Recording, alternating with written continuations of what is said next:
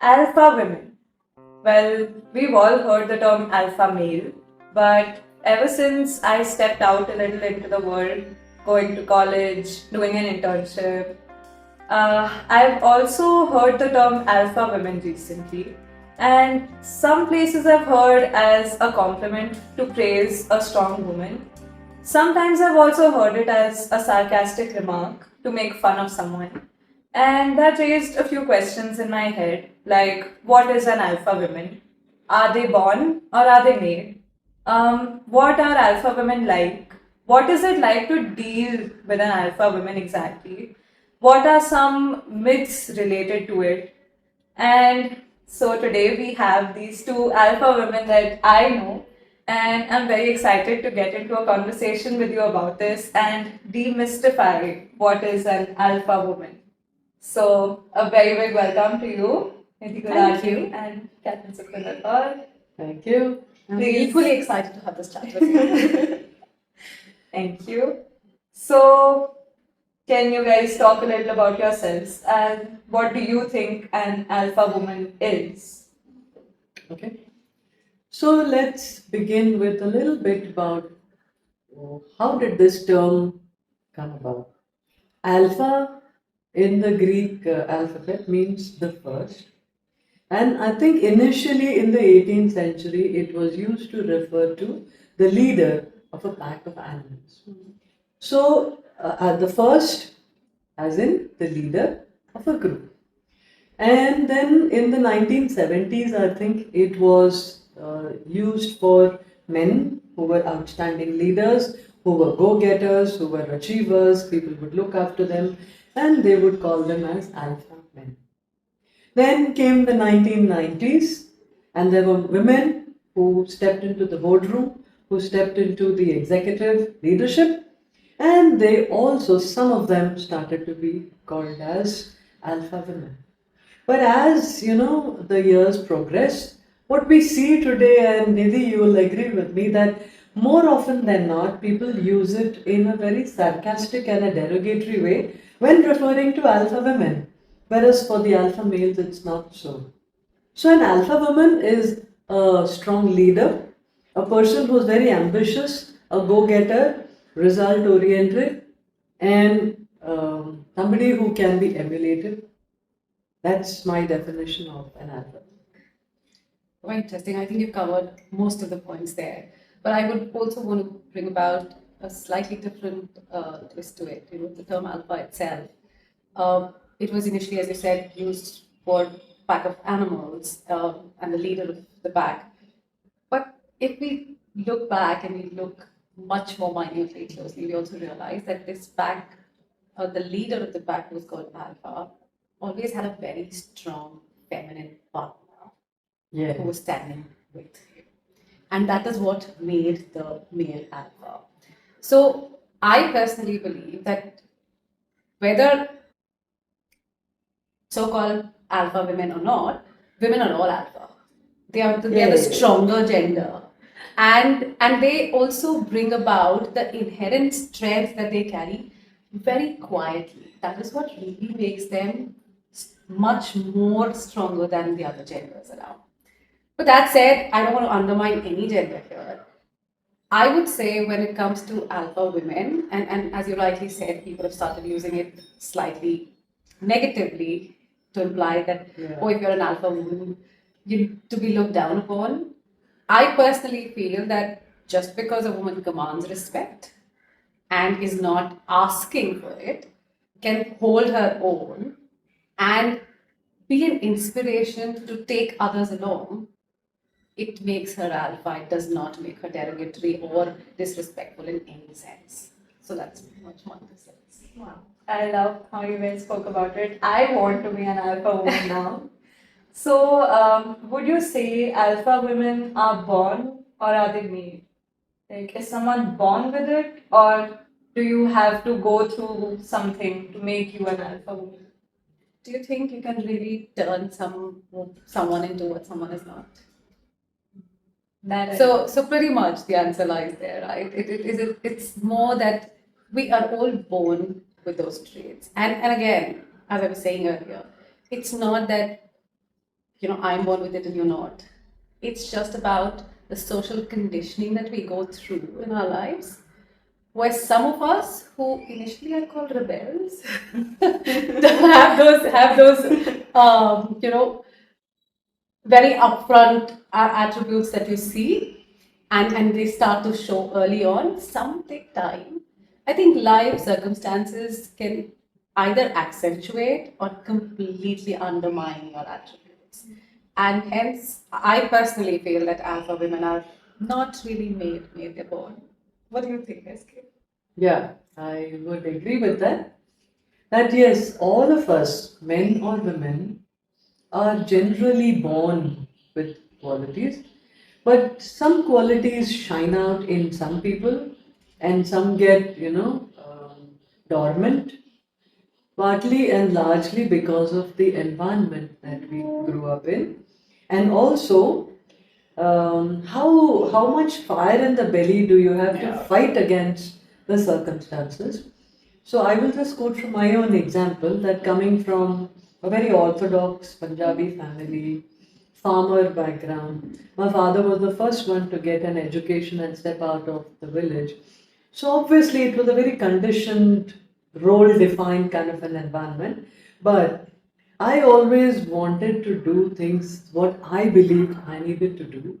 So it took a lot of courage, took a lot of beatings, and took a lot of cold wars, but I stuck to my guns. So I would say everybody has it in them to be alpha, male or female.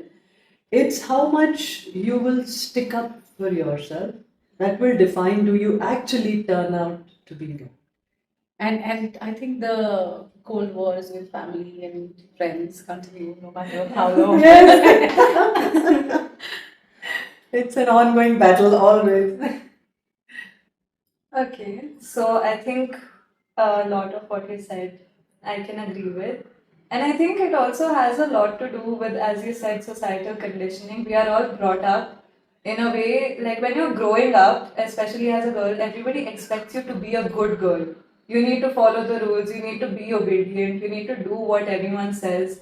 And that is the only way, people will think you're a good person or that. And then when I grew up, I'm going out into the world and I see people who are not quote unquote good, and that came as a shock to me. I was like, what do you mean? No. And then, when I talk to people and they're like, no, but you don't have to follow the rules, you don't have to do this. And I was like, how does that happen? Like, as a kid, you're expected to follow the rules and be obedient. And when you grow up, suddenly you're expected to go completely 180 from what you were brought up as. So, what do you think are some characteristics that an alpha woman would have, or develop over a period of time?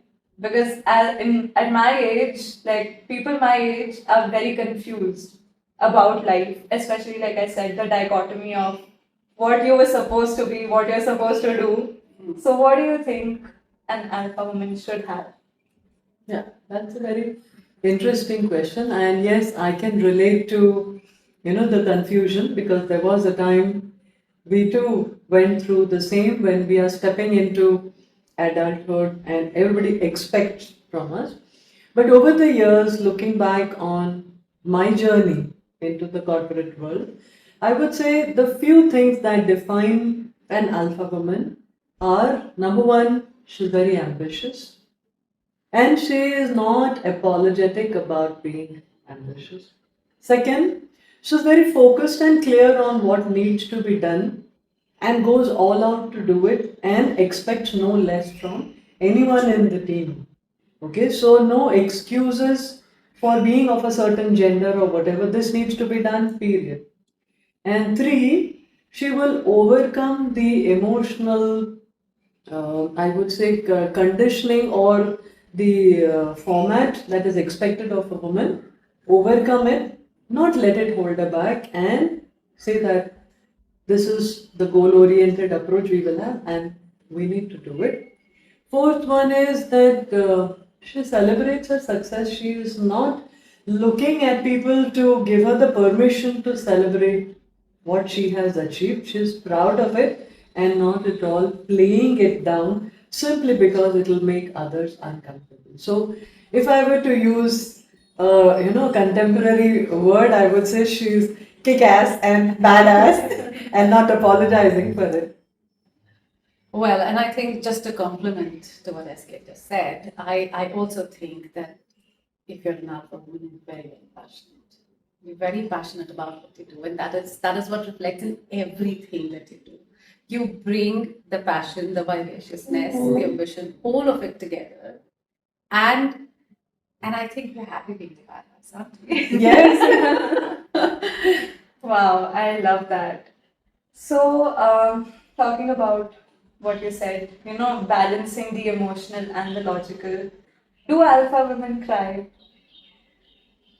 Oh, yes, they do. And I don't think that we should, in any way look at it as a shortcoming. Tears are often misconstrued as a sign of weakness, whereas I would say tears are just like any other emotion. So, why should we hide from that particular emotion? Simply the ability to emote demonstrates that we are humans. So, yes, alpha women do cry. And I would say, why alpha women, even alpha men cry? So, I think Nidhi has something very beautiful to comment on I that. think it is just about not looking at tears as a sign of weakness or a setback, but more about seeing them as a sign of strength. And as I was saying earlier, that I feel women are inherently stronger than the other genders. We cry to ourselves, and there are so many times when you're shooed away because you're crying, but that only helps us get rid of all the emotions at that point in time and start again, build again. Whereas most men wouldn't cry in a closed room all by themselves. They'd prefer crying to a partner or to their mothers, who have to be strong enough to take that and console them and be there. The one thing that I've always disliked, and as children, as adults, we've seen a lot of parents that saying this to their children, especially to their sons. Don't cry like a girl. Oh, why not? Please cry. Cry because that is what makes a girl strong and it will make you as a boy stronger. And that is where I feel it comes down to. And SK was rightly saying that tears are emotions, they make us human. Uh, we need to get an emotional influx within us out. And if tears are one form of it, why not? Wow, I love how you said that. Yes. So, if I may, I will just share a small incident on this. Okay, this goes way back to about 2013. I was working in, I think that was my third entry into the corporate career. And one day I was very upset about something, and I had a disagreement with one of my peer managers, and I was very upset. So I went up to my boss, and while I was narrating it, because I was so angry, so my emotions were like very high, and tears rolled down my cheeks. And I'm an ex-army, so they say that soldiers don't cry. And my boss was also ex-army. So I apologized to him. I stood up and helped myself to a glass of water, and I said, Ki, simply because you saw some tears, please don't misunderstand that I am weak. It's just that I'm so angry that this is my emotion coming out. And the answer he gave was so beautiful that it stayed with me and changed my perspective to, crying, which I also thought was a sign of weakness till then. So he said, you know what, SK, tears, you are lucky. You have the tears, you can cry. There are so many times that I want to cry, I want to have that release, but I am those unfortunate, I can't cry, tears don't come. So don't ever, I am not judging you, and you don't think that this is in any way a sign of weakness. It's your ability, and a leader must always be a human because you're leading human beings. So it's okay, you should feel blessed. You have that ability. As long as you know that this is not something that will pull you down, but it will propel you to push even harder. Yeah. So, And and coming that's from so a man, it was like huge. I love that. no, you know what? When while you have a professional incident, I have a personal incident where when I was growing up, my grandfather, who was known to be an alpha man and a soldier, I always thought he was strong. But as I was growing up and I saw them and lived with them more closely, I realized please that it was my grandma who was that silent rock of solid support, who was actually the alpha there.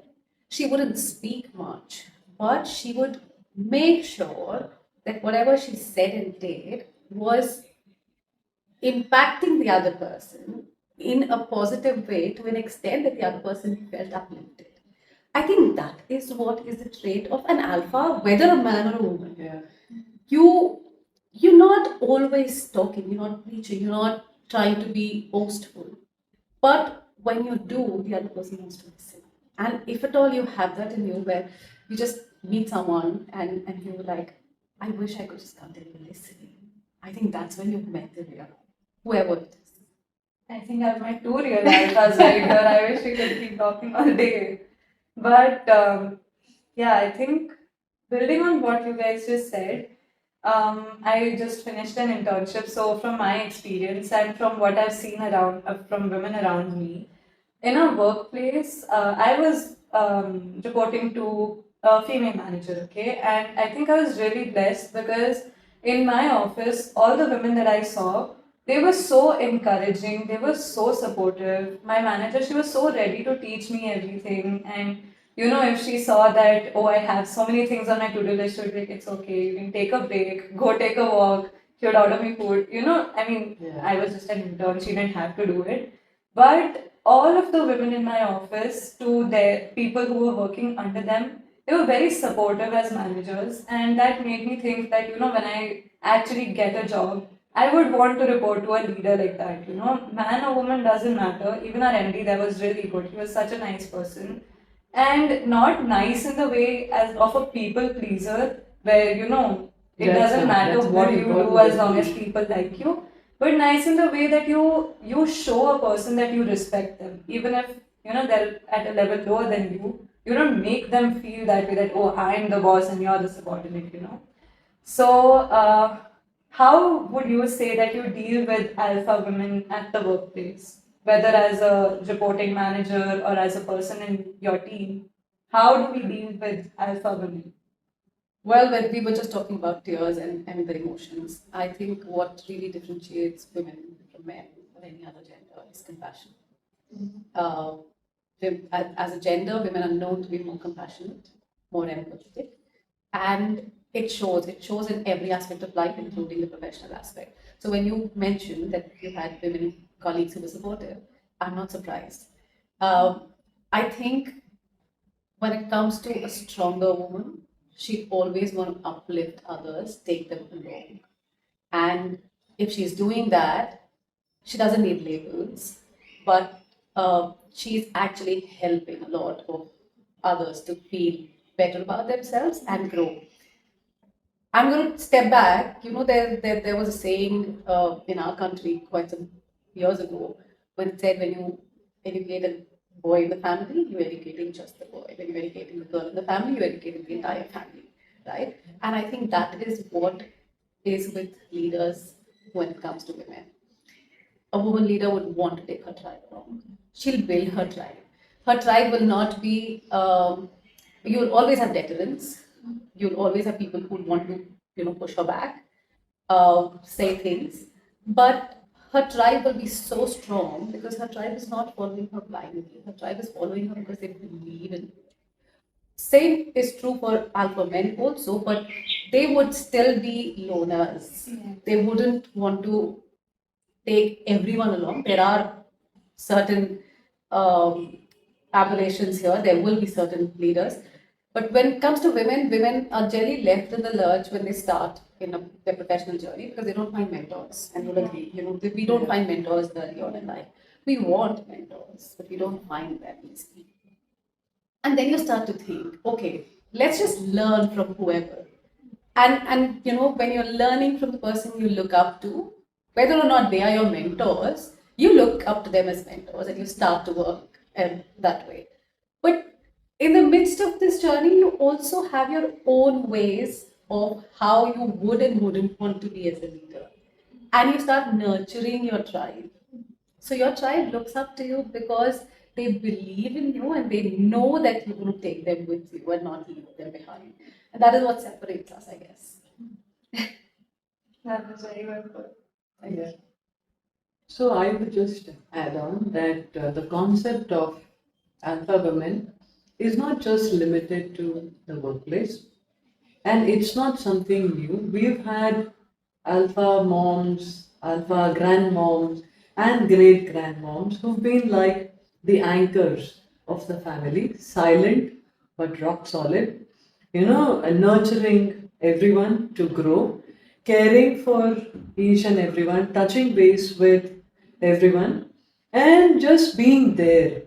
So I think that's what is how you would deal with an alpha woman. It's just to acknowledge that yes, they're there. At times, give them their pat on the back or an appreciation, and to say, and don't feel intimidated because their style is nurturing, so they are going to help you grow. So switch if you're looking at them as competition or you feel threatened, switch and you will see you yourself will start to grow. So you should feel lucky you have a alpha woman, whether at home or at the workplace, because she'll make things right for you to grow. But I will add on to this because she got a very interesting word in the mix, intimidation. and more often than not, a woman who's strong and holds her ground is seen as intimidating, whether in the family or outside. Yeah. It happens, everyone would start. So the societal backlash, both professionally, personally, starts to happen when they find that this woman can hold her ground, and then they start calling her names. One of the names is intimidating, and you always wonder, is it true? I'll give you a personal anecdote here. It's like I had someone a few years ago who walked up to me and said, I always found you very intimidating until the time I started working. And that itself said a lot. So why did you start finding me not intimidating was my question. And then not why was I intimidating. No, you have a certain persona around you which is very uptight, and I always found it very intimidating. But when I started working with you, I realized that's not you. I said, and you know what? That's the problem with most of us. We only develop a perception about someone from far away, and we feel perception equals reality, which is so not true. That is right. So, speaking about perceptions and reality, what would you say are some myths surrounding alpha women? Like, what are alpha women not? That I think the first one was right up there. We're not intimidating at all. Yeah. So I would say myths or disadvantages sometimes. So people look at them as a threat. When I say people, I say mostly the male colleagues look at them as a threat, I would say female not colleagues as a also. healthy competition, but as a threat. Yeah. That if you give her too much, she will outshine, she will overshadow. But to that, I would say that that's not being fair to her. I mean, if you want a competition, competition will always bring out the best. So why do you want to cut the competition and then shine? Thrive in the competition, up your game and compete. So that's one place where I feel it's very unfair. Second, one of the myths is alpha women are very aggressive. I would say they're not aggressive. They are very ambitious, they are very goal oriented, and they are very no nonsense focused. So if you want to interpret that as aggression, then that's a myth, that's a misnomer, and that's not the right. The third one is a bias that alpha women will eat up your job, they will take all the credit, and they are manipulative. But that's not true. By the nature of the strength of their character, they are where they are. So instead of thinking that they went via to get where they are, why don't you just give it to them that they also burnt the midnight oil to reach where they have? The moment you switch that perspective, I think having an alpha woman, you would feel blessed. That's some of my myths that I have seen. No, and very rightly put, because when it comes to women who hold their ground, they are intimidating, they're strong, they're pretty much going to eat into my work, my limelight. That's so not true. Because we do our bit. We are more focused on what we want. And if that is unrelenting and it is intimidating to somebody else, they need to up their game. Right? I'll give you an example from one of my previous jobs where I remember I was the only woman in the team and we were having a video call once, twice, thrice. It so happened that every time I was presenting, I was putting across something. There were never questions, there were never any comments, there was never any feedback. And I always was like, there's been no silence that I met with something wrong. Until finally, there was a day when I put it out in the open and I said it out loud. I said that, is there that you don't understand what I say? Or I'm not on point? Or is it that you don't consider me worthy enough to even give me a feedback or have a response? To which just one person, who happened to be our leader, said, oh, that's your perception. That's not true. It's not that we don't value you. And my only response to him was, yes, it is my perception, but it is based on observations and facts. So I'm definitely not buying this response. Did that change the entire scenario? No, it didn't. It didn't really make a lot of difference, but at least it was very clear to them that I'm not going to sit and lay back and take it. So the myth that a woman would, who's as you said, aggressive, Yeah. is not aggressive, is assertive, is very clear on what she wants. If a man would be like that, he would be termed amazing, a great leader. But because it is a woman who's doing it, she's aggressive, I don't want to speak about it. Why not? And why can't you have an actual professional conversation, discussion, even an argument with a woman leader the way you would have with a male leader? Sometimes you agree, sometimes you disagree, sometimes you agree to disagree. But that is how it should be. Look at them as professionals and not as a gender. Yeah. Because the moment you bring the gender mix, firstly, there's not just a male and a female gender, right? There are more. And we disregard all of them. But between these two genders, which are more commonly spoken of, also, we try to maintain that there is one gender which is supreme. That's not how it should be. And any woman who's trying to do what she does best and prove herself cannot be termed that, oh, she's gotten it easy because she's a woman. There's so much more. So the biggest myth is that women really slog more than men do to prove themselves. And that it's not coming easy to us just because we're women. Yeah, we're women, so what? I mean, that's where it always comes down to. Yeah. It's just a biological distinction. Shouldn't be something more than that. Wow, you guys, I really like what you said. So, how would you also say that you deal with the double standards that happen at work? Like you said, if a guy is assertive, nobody will call him aggressive or that he's angry. They'll say, oh, he's such a good leader. Oh, he says his point so well. But if a woman is assertive, then, oh, she's angry. So, how do you cope with that at the workplace? How, like, if you're the only woman in the team, how do you command respect from people?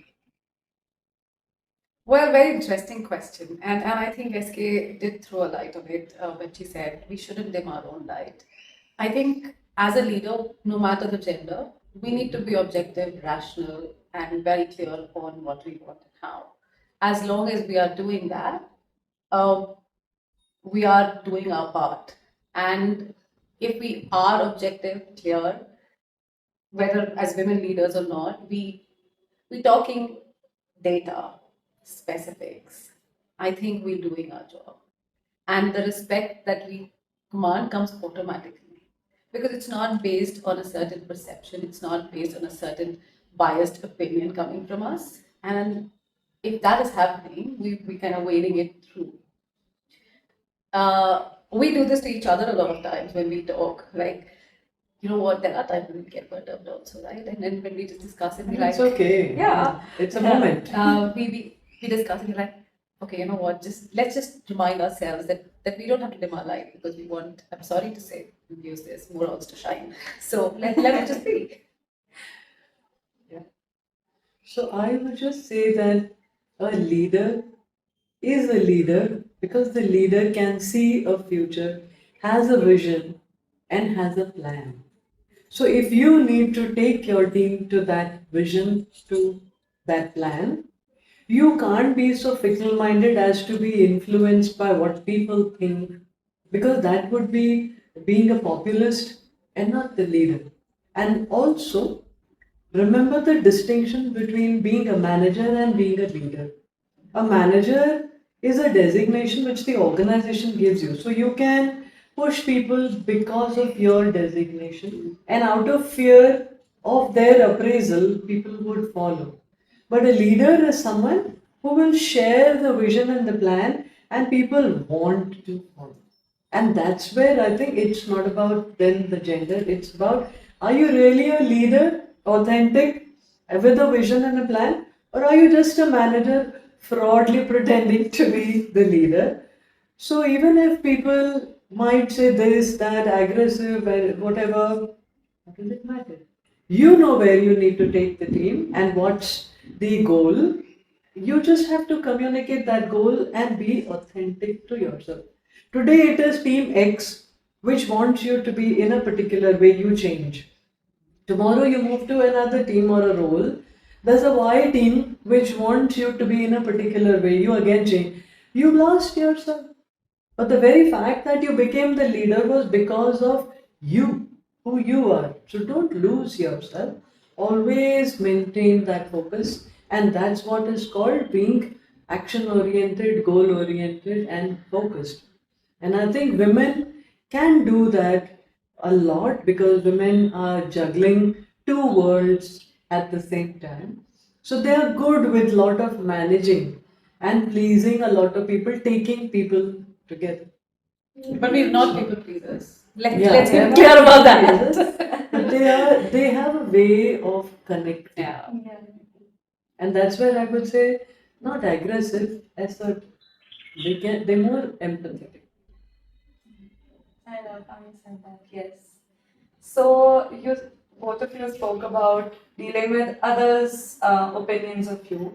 When it comes to your own opinion of yourself, do you think alpha women ever deal with self-doubt or with imposter syndrome? Oh, we definitely do. We definitely do. I think we learn through it also. It's not that we believe in ourselves and we've always believed in ourselves. I think we were overcast with the shadows of doubt as we were growing up, and it was always a question we asked ourselves. But the difference that there is that sometimes, and in most often actually, women kind of start to self doubt to an extent that they do not then want to take that step forward. And then there are some women who were okay being rebellious, who are okay being termed, or they just don't listen. That's fine, as long as our own experimentation with what we feel is right, what we feel is right is very crucial, leads us to either success or failure, and we learn from it and we grow with it. I think it should be absolutely fine. Yeah, I would agree with that. That most of the time we do all the hard work, we do all the heavy lifting, but we shy away from calling out the success, and we shy away from celebrating and feeling good about ourselves, which is so necessary as a motivator. So most of the time, I would do that too. In the past, I would wait for my manager to see the good work that I did. I would wait for my parents to see how good a daughter I was, that I got these good marks and I struggled and I won in this, I won in this as well. And then somewhere I think in my mid 30s is when I realized that I know I did a bloody good job. I know I slogged and I know I deserve this. Why do I need to wait for the validation. I'm going to celebrate. So I'm not going to apologize for doing a good job and playing it down. So that's where, yes, we do suffer from that self doubt and imposter syndrome. But that's because we are conditioned to shy away from celebrating ourselves. So don't do. And I think just to sum this up, because we were talking about the same point, but more often we see this in women more than men, that our action and our work will talk. We don't need to stand up for Yeah. ourselves because our work will stand for us. I think that's a very, very wrong disclaimer that we go with. In today's world and time, it is important. Yes, our work shines, but we need to talk about it as much to make sure that people know that we've done this. Because, otherwise it's very easy to be overshadowed by somebody and then feel let down. But then that letting down is not someone else letting us down. That let down is because we let ourselves down. So we need to avoid that. Yeah, I think both of you are hitting the nail right on the head out there. So, thank you so much for all of this insight that you guys gave me today. Do you have any parting thoughts about Alpha Women? I think parting thoughts are more about women than about alpha women. And driven, ambitious youngsters like you who really want to make a mark, please make sure you stand for yourself. You stand for yourself when you know you're right, but you also stand for yourself when someone is trying to deliberately put you down. Know what you want. Stick your guns. Go all blazing. We know that sky is the limit. Actually, sky is also not the limit. And keep taking people along with you, because it's easy to move up solo, but the moment you're all by yourself, the faster you go up, the faster you get down. But when you take people along with you, you know that you've nurtured so many people who are going to stick around and always make you look good. And when I say look good, it's not literally look good. It's more about you becoming a better leader, but you also encouraging others to follow suit. Now that's pretty much all. Well, I have said most of what I wanted to say. All I will say is a leader when you have followers. So always think about the people, because they are the ones who will make you the leader, and you will remain the leader only till the time you have people who follow. Number one. And number two, I would like to say is that leading and leadership and being an alpha, which means you are the first or at the top or at the head, is a very lonely journey. So many times you want to speak to someone, so many times you just want to lean on someone for a while. You just probably want someone to give you a power hug, or just hold your hand, or just smile at you and say, it's going to be okay. But you can't, because while you may think crying is okay, you may think that showing emotion and empathy is okay, are the others also as evolved to perceive it in the same way? No. And if you are in a setting where there are more men, more often than not, it will be taken against you and not in your favor. So that's why I say it will be a very lonely journey. But that's okay. You will find your tribe. You will find people like you. Few, but they'll be there.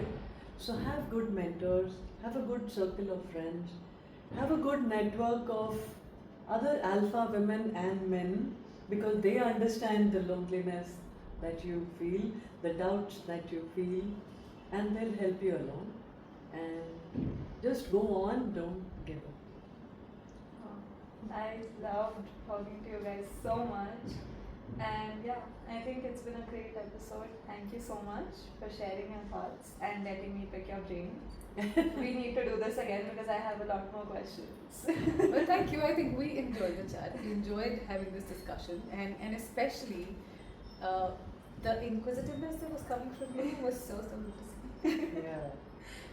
And there were times, when I wished that at her age, I had someone to speak to and ask all these questions I totally instead agree. of figuring my own way myself through hit and trial. So thank you and wish you all the best. Thank you so much.